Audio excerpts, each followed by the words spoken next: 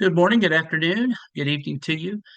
This is Pastor James coming to you from my fortress of solitude here on Old Norcross Road, and we're excited to be bringing you this week's midweek check-in. Lots going on for the rest of this week. Tonight at 5 o'clock, our brown bag dinner and fellowship time in the small fellowship hall.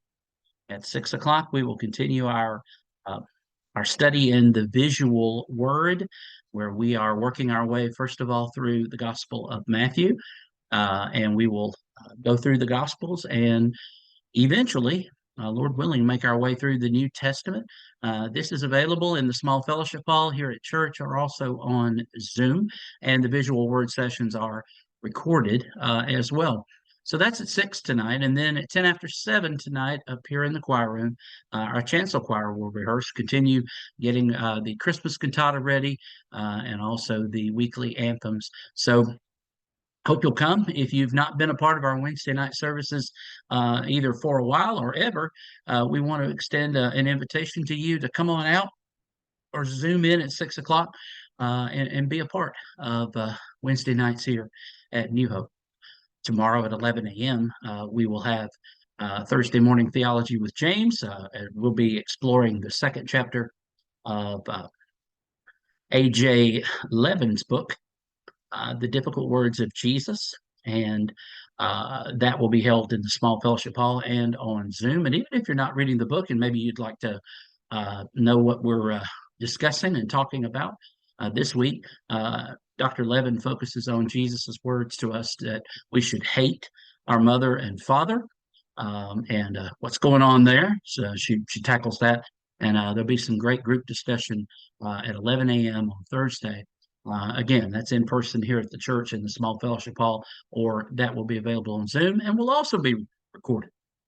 This coming Friday, the 21st, is our Golden Travelers covered dish lunch and bingo in the small fellowship hall.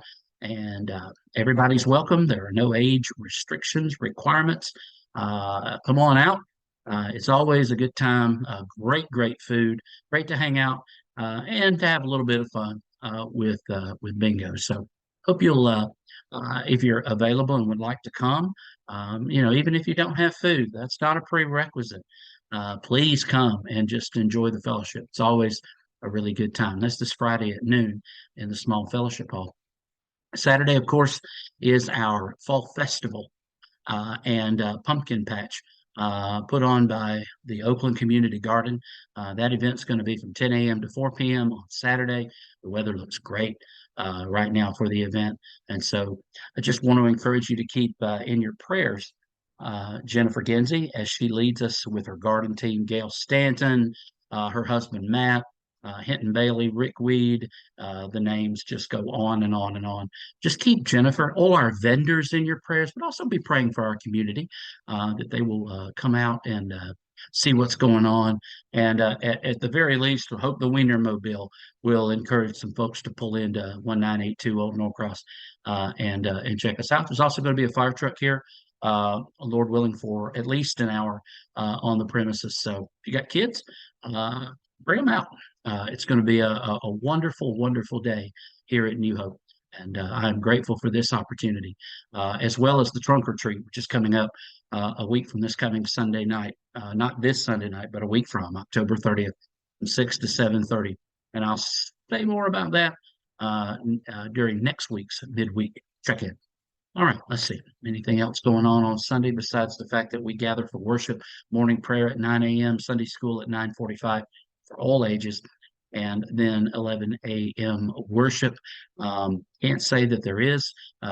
We've already had our elders meeting for this month. We'll say that you should have received letters in the mail for this year's annual congregational meeting, which will be on Sunday, November 6th, immediately following worship, where the congregation will vote on the proposed budget and the proposed new officers for this year. Elders, we have some elders up, deacons, and of course the board officers as well. And inside that letter, you received a minister evaluation form. Those forms can be turned back in via mail. Make sure you put those to the attention of Carol Hansen. And then she'll make sure that they get to Gail Lopes, who is the head elder if you decide to mail it back in. If you don't, we do have boxes here at the church that are there's one downstairs in the small fellowship hall, and there's one in the narthex upstairs where you can place those ministry evaluations. The elders really encourage. I'm going to just through me, I'll encourage you. Please fill those out. They are helpful for the elders. They are also helpful for me as a minister to know the areas that need more attention, not just professionally, pastorally, and everyone in whatever leadership role they're in always needs to be finding ways to improve. And so I want to encourage you to fill those out if you haven't done it already, and bring it by the church during the week if you want to. These are again a great instrument to help me to know how to better serve God here at New Hope, and to be the shepherd that the Lord has called me to be. I'm pretty sure I've probably left 100 things out, but I think that's everything for this week.